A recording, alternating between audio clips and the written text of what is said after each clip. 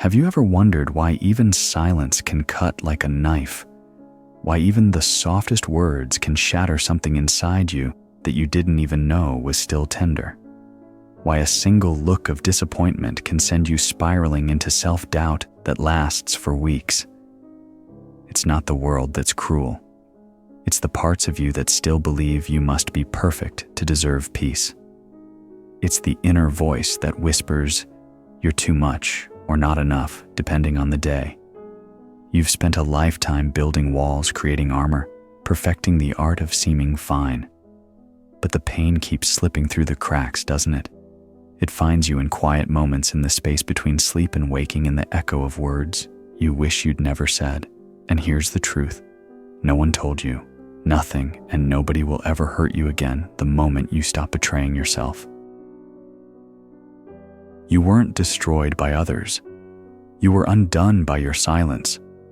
You were dismantled by your own compliance, brick by brick, choice by choice, until you forgot what your authentic voice even sounded like. You thought healing meant becoming untouchable, that if you could just be strong enough, spiritual enough, wise enough, if you could just anticipate every possible way someone might hurt you and prepare for it, no one could ever break you again. You became a student of other people's moods. You learned to read micro-expressions like a survival language. You developed an internal early warning system that could detect rejection before it even formed in someone else's mind. But Carl Jung didn't say, "Become stronger." He said, "We are not what happened to us. We are what we choose to become."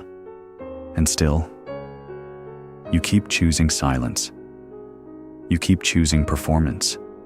You keep choosing protection over present, safety over authenticity, acceptance over truth. That's the invisible trauma. Not just being hurt, but being forced to suppress the hurt until suppression becomes your second nature.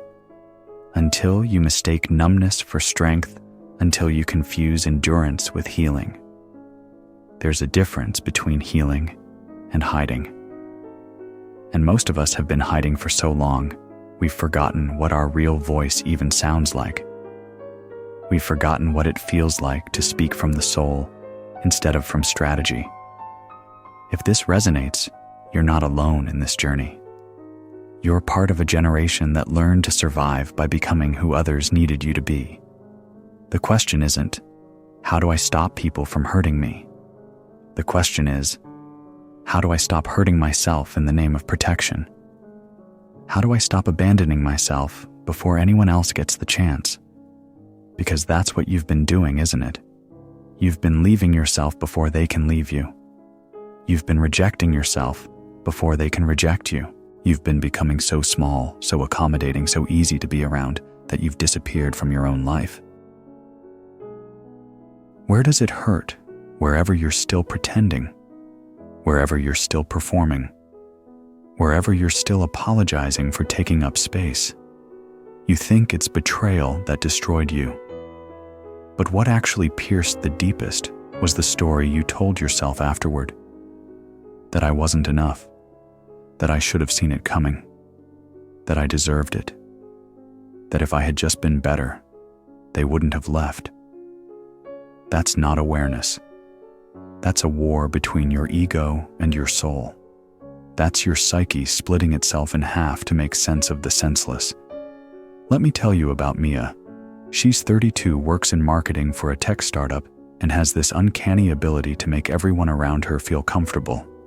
Mia learned early that her job in the family was to be the easy one, the one who didn't make waves, the one who absorbed everyone else's stress like an emotional sponge, filtering it through her own nervous system until it came out clean on the other side. Mia's parents weren't intentionally cruel.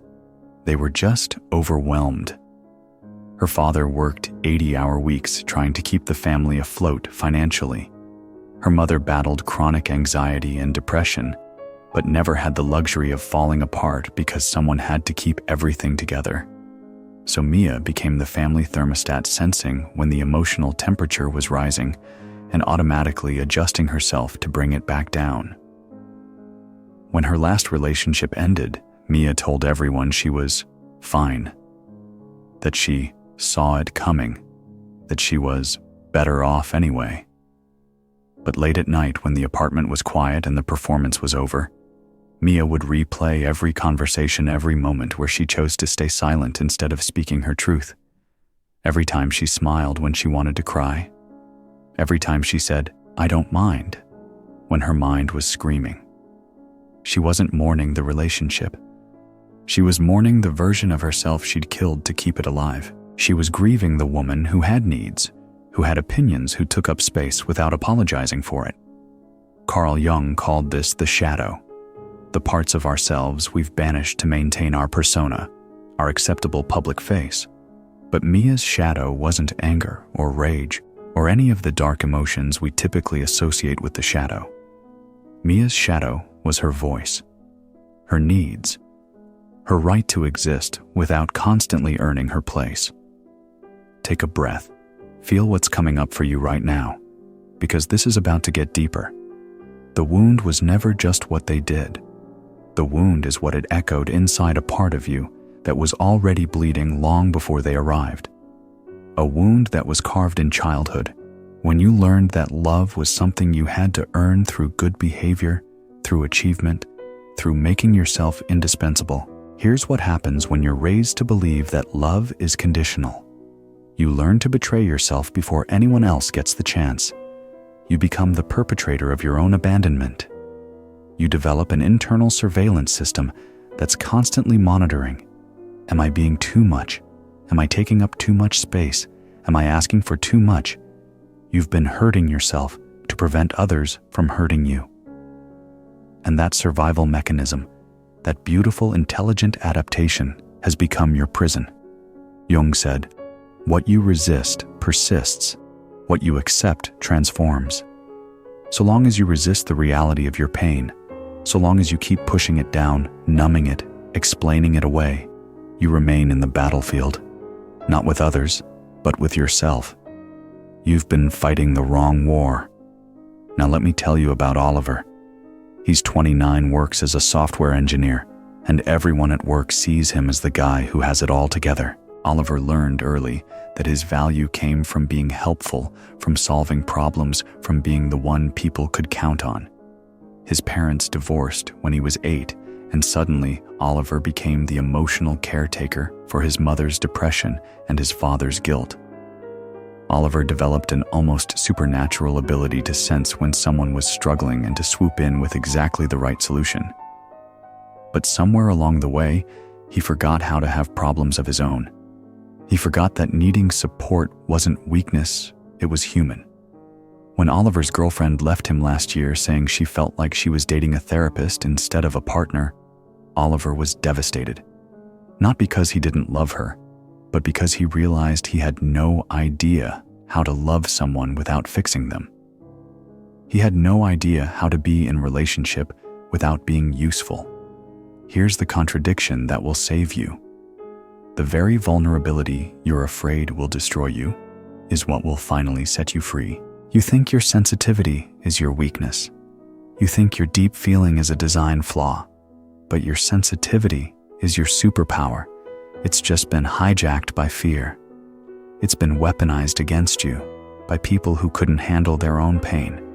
So you learn to dim your light to make others comfortable. But what if your sensitivity isn't something to manage, but something to trust? What if your emotional intensity isn't too much, but exactly what this numbed-out world needs? The split happens like this. There's the you that shows up to work, to family dinners, to social gatherings, performing competence, performing strength, performing like everything is fine. This version of you has learned all the right responses, knows how to make others comfortable, never lets anyone see you sweat. And then there's the you that exists at 3 a.m., when all the masks come off and you're left with the ache of being so deeply misunderstood. The you that feels everything so intensely, it's like living with your skin turned inside out. The you that questions everything, that hungers for meaning, that can't understand how everyone else seems to navigate life so effortlessly. That 3 a.m. version. That's not your broken self. That's your real self trying to break through. No one can hurt you unless you've handed them the weapon, and you've been handing out weapons your entire life without even realizing it. Here is the brutal truth. You still believe that by being good, kind, pleasing, understanding, by anticipating everyone's needs and meeting them before they're even expressed, you can stop people from hurting you. You still believe that if you control your emotions, hide your needs, predict their moods, manage their reactions, you will finally be safe. But that belief is a child's fantasy. It was born in a house where love was conditional, where your pain was inconvenient, where your tears were too loud, your questions too persistent, your joy too exuberant, your anger too dangerous. So you learned to survive by making yourself small, polite, manageable, invisible when necessary. You turned yourself into someone who gets hurt quietly, someone who disappears before the world can reject them, someone who says, "I'm fine," when they're drowning, "I don't mind," when they're dying inside, "whatever you want," when they have no idea what they want anymore. But now that very invisibility is what keeps hurting you the most. Let me tell you more about Liam. He's 28, works in tech, and has this gift for making everyone feel heard. But Liam hasn't felt heard himself in years. He learned early that his job was to be the strong one, the one who could handle anything, the emotional firefighter for everyone else's chaos. When Liam's father left when he was 12, his mother looked at him with tears streaming down her face and said, "You're the man of the house now." Liam felt proud in that moment, important, needed. But what he didn't realize was that he'd just been handed a life sentence of emotional suppression. He'd been conscripted into an army of fighting battles that weren't his to fight. Liam became an expert at reading rooms, managing crises, being the calm in everyone else's storm. He could sense when his mother was about to break down and would automatically become funnier, more entertaining, more helpful. He learned to sacrifice his own emotional needs on the altar of everyone else's stability. But he forgot how to have storms of his own. He forgot that needing support wasn't weakness, it was human. He forgot that having feelings didn't make him a burden, it made him real. This is the question that changes everything. What part of yourself have you silenced just to feel loved? You've been wearing a mask for so long, you've forgotten it's not your face. The mask says, "I'm fine. I don't need anything. I can handle this. Don't worry about me." The mask is brilliant at maintaining relationships and terrible at creating intimacy. Because intimacy requires truth, and truth requires vulnerability, and vulnerability requires trust. Trust that you won't be abandoned for being human. Jung understood this deeper than anyone. He wrote, "The persona is a kind of mask designed on the one hand to make a definite impression upon others, and on the other to conceal the true nature of the individual. Your persona isn't evil. It's not something to be ashamed of. It's protective. It kept you alive when being real felt dangerous, when authenticity felt like a luxury you couldn't afford, when showing your true self meant risking rejection, abandonment, or worse. But what once saved you is now suffocating you. The reveal isn't that you're broken. The reveal is that you're brilliant. Your psyche created an entire elaborate system to keep you safe. Your sensitivity became hypervigilance. Your empathy became people-pleasing. Your intuition became anxiety. Your creativity became perfectionism. Your need for connection became performance. Every single coping mechanism you developed was intelligent. It served a purpose. It got you through. But here's what no one told you. The same intelligence that created your survival patterns can create your liberation patterns. You're not stuck. You're not damaged beyond repair. You're not too much or not enough. You're just ready to remember who you were before the world taught you to be afraid of yourself. Let me tell you about Rachel. She's 34, a nurse, and everyone sees her as endlessly caring and patient. But Rachel has been performing caring for so long, she's forgotten what it feels like to genuinely care for herself. She learned as a child that her worth came from being needed, from solving other people's problems, from being the helper. Rachel's mother was an alcoholic, and Rachel became the family manager by age 10. She learned to anticipate her mother's moods, to clean up messes before anyone noticed them, to lie to teachers and neighbors to protect the family secret. Caring for others became her identity, her survival strategy, her way of feeling valuable. But now, at 34, Rachel is burning out. She's exhausted from giving from an empty cup. She's resentful but can't express it, because being resentful doesn't fit with her image of herself as the caring one. She's trapped in a prison of her own helpfulness, because the person you've been protecting yourself from, the one whose rejection you fear most, the one whose approval you desperately seek, the one whose opinion of you can make or break your day, that person is you. You've been running from yourself. You've been hiding from yourself. You've been rejecting yourself before anyone else gets the chance. And that's the weapon you keep handing out, your own self-abandonment. Every time you say yes when you mean no, every time you smile when you want to cry, every time you make yourself smaller to fit into someone else's comfort zone, you're participating in your own betrayal. You don't need thicker armor. You need deeper presence. You don't need stronger walls. You need braver vulnerability. Becoming untouchable is not about shutting down. It's about waking up. It's not about feeling less. It's about feeling more consciously. Jung called it individuation, the sacred process of becoming whole, not perfect.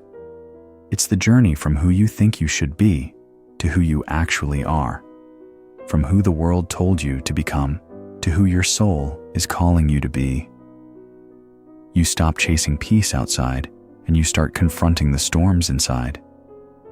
You stop silencing the anxiety and you listen to what it's trying to tell you.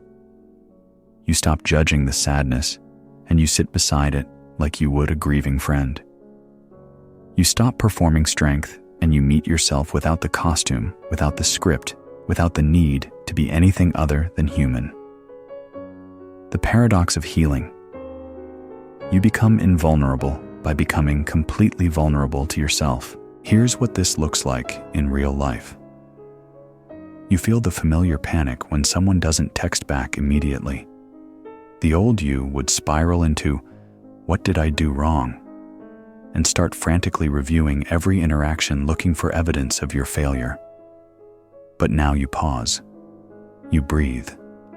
You say, "This feeling is information.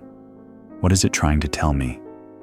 Maybe it's telling you that you learned early that silence meant danger, that withdrawal meant abandonment, that you had to be constantly vigilant to maintain connection, because love felt so fragile, so conditional.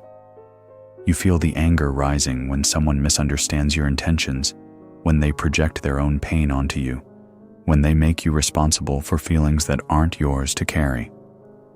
The old you would either defend frantically or shut down completely.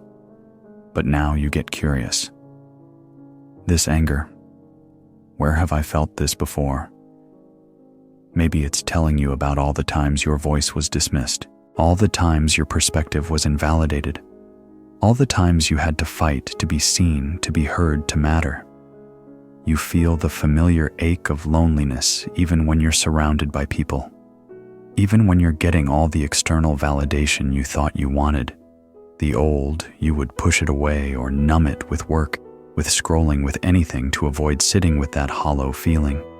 But now you ask, what does this loneliness want me to know? Maybe it's telling you that you've been showing up as who you think they want, not who you are. That you've been seeking connection through performance instead of presence. That you've been so afraid of being rejected for who you really are, that you never gave anyone the chance to love who you really are. This is how you reclaim your power, not by fighting your feelings, but by befriending them. Not by conquering your emotions, but by listening to them. In that radical act of self-presence, You reclaim your power because you finally understand. Pain is not the enemy. It is the map back to your soul. Mia, who we met earlier, started this process by doing something revolutionary. She started telling people when she was not okay. Not in a dramatic way, not seeking to be rescued, but in an honest way. I'm having a hard day. I'm feeling overwhelmed. I need some space to process this. I can't take this on right now. The world didn't end. In fact, people started responding to her with more authenticity too. They stopped treating her like the perpetually strong one and started seeing her as human. They started sharing their own struggles instead of just dumping their problems on her. Liam started allowing himself to not have all the answers. When someone asked him how to handle a difficult situation, instead of immediately offering a solution, he said, "That sounds really hard. How are you feeling about it?" He stopped being the emotional manager and started being a friend. He realized that his compulsive helping wasn't actually helping anyone. It was just preventing real intimacy from developing. It was keeping him trapped in the role of the rescuer and keeping others trapped in the role of the victim. Rachel started saying no. Not mean no, not defensive no, but clear, kind no. I can't take on any extra shifts this month. I won't be able to help you move this weekend. I need to take care of myself right now. Each no felt like a small death at first, but also like a small birth. You know what's terrifying about healing? You start realizing how much energy you've been spending on trying to control other people's perception of you. Energy that could have been spent actually living. Energy that could have been spent creating, exploring, connecting authentically. You start realizing how exhausting it is to be constantly scanning for approval, constantly adjusting yourself based on other people's reactions, constantly performing a version of yourself that you think will be acceptable. The turning point isn't a moment.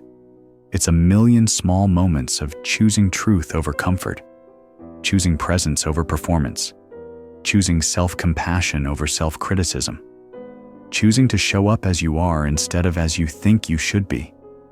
It's the moment you realize that the person you've been waiting for your whole life, the one who will see you, understand you, accept you, completely as you. It's the moment you stop abandoning yourself and start coming home to yourself. This is where no one can touch you, not because you're hard, but because you're whole. Not because you've built better walls, but because you've torn down the walls that were keeping you from yourself. You don't flinch anymore when people withdraw their attention, because you no longer beg to be seen. You don't explode when they betray your trust, because you no longer make their love your worth. You don't break when they misunderstand you, because you've stopped building your identity on other people's approval. You've entered the stillness. Not because life stopped hurting, but because you're no longer afraid to feel. Not because you've become numb, but because you've become present. You've become like water. Not because you have no form, but because you can hold any container without losing your essence. You can adapt to any situation without abandoning yourself. When someone projects their pain onto you, you don't absorb it like you used to. You see it for what it is, their unhealed wound speaking. You can have compassion for their pain without making it your responsibility to fix. When someone tries to manipulate you with guilt or anger, you don't take the bait. You recognize the pattern and respond from presence, not reactivity. You can see their behavior as information about their inner state, not as evidence of your failure. When someone withdraws their love as punishment, you don't chase. You honor their choice, and you honor your own worth. You understand that love given conditionally isn't love at all, it's control. This isn't indifference. This is fierce self-love. This is what Jung meant when he talked about individuation becoming undivided within yourself. Mia learned this when her mother called her selfish for setting boundaries around holiday visits. The old Mia would have collapsed under that accusation, would have apologized profusely, and overcompensated by agreeing to everything her mother wanted. The new Mia felt the familiar sting of that word, acknowledged it, and said, "I can see this is disappointing for you, and these boundaries are necessary for me to show up authentically in our relationship." She didn't argue. She didn't justify. She didn't abandon herself to avoid conflict. She simply held both truths, her mother's disappointment and her own needs, without making either of them wrong. Liam learned this when his friend criticized him for not being there during a crisis. The old Liam would have rushed to fix it, would have taken on guilt that wasn't his, would have promised to do better. The new Liam said, "I care about you, and I can't take responsibility for expectations I didn't know existed. How can we communicate better about what you need?" He offered support without sacrificing himself. He showed up with love without losing himself in the process. Notice how much calmer you feel when you stop trying to manage other people's emotions. Notice how much more energy you have when you stop constantly monitoring other people's moods and adjusting yourself accordingly. You've stopped running. And in that quiet surrender, you have become unshakable. Not unshakable, like a mountain, rigid and defensive, and closed off from feeling. Unshakable, like the ocean, vast enough to hold storms without being destroyed by them, deep enough to remain calm, even when the surface is turbulent. Jung wrote, "The most terrifying thing is to accept oneself completely. But once you do, once you embrace the full spectrum of your humanity, the light and the Carl Jung shadow, the strength and the vulnerability, the beauty and the messiness, you realize that you are already everything you've been seeking. You are already home." The inner return isn't about going back to who you used to be before you were hurt. You can't unknow what you know. You can't unfeel what you've felt. But you can integrate it all. You can make meaning from your pain. You can transform your wounds into wisdom. It's about honoring the child who learned to survive and the adult who's learning to thrive. It's about recognizing that your wounds and your wisdom are inseparable. That your sensitivity is not a design flaw, it's a feature. That your depth is not too much for this world. This world desperately needs more depth. Nothing and nobody will ever hurt you again, not because the world changed, but because you did. Not because people stopped being unconscious or selfish or wounded, but because you stopped making their unconsciousness about your worth. Not everyone will understand your journey. Many are still wearing masks to feel safe. Many are still performing for love, still running from their Carl Jung shadows, still trying to earn their worth through achievement and approval. But you are no longer performing. You are remembering. You are remembering that who you are in your rawness, your pain, your beauty, your complexity, your perfectly imperfect humanity is already enough. Carl Jung reminded us, only the paradox comes anywhere near to comprehending the fullness of life. You are not here to be untouched. You are here to be whole. You are not here to avoid pain. You are here to transform it. You are not here to be perfect. You are here to be real. And real is revolutionary in a world that's addicted to pretense. Real is what this world has been hungry for while it feeds on performance and comparison and highlight reels. Real is what breaks the cycle of inherited trauma and conditional love. Real is what gives others permission to stop hiding too. Your healing journey isn't selfish. It's the most generous thing you can do. Because every time you choose truth over comfort presence, over performance self-compassion, over self-criticism, you create space for others to do the same. Every time you refuse to abandon yourself for acceptance, you model a different way of being human. Every time you stay present with your pain instead of numbing it, you break a generational pattern. Every time you speak your truth with love, you give someone else permission to do the same. If this speaks to something deep in you, type in the comments, "I choose presence." Because the more of us choose to live from that place, the place of integrated wholeness, of fierce self-love, of courageous authenticity, the less we will need to hurt each other to feel seen. The less we will need to perform to feel worthy. The less we will need to hide to feel safe. Jung understood that individuation is not just a personal journey. It's a collective healing. When you become whole, you contribute to the wholeness of everything. When you stop betraying yourself, you stop participating in the betrayal of others. Your healing is not just for you. It's for the world. It's for every person who feels too sensitive, too intense, too much. It's for every child who's learning right now that love is conditional. It's for every person who's forgotten their own voice in the chorus of others' expectations. And you've already begun. You began the moment you clicked on this video. The moment you recognized yourself in these words. The moment you felt that familiar ache of being seen, of being understood, of being less alone in your journey. You began the moment you stopped running from yourself and started running toward yourself. Welcome home. If this message found you at the right time, let me know in the comments.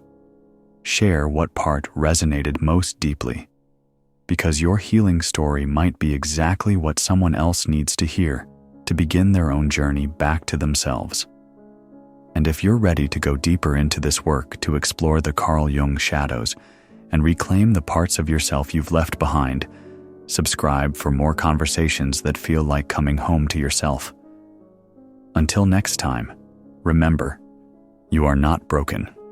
You are breaking open, and breaking open is how the light gets in.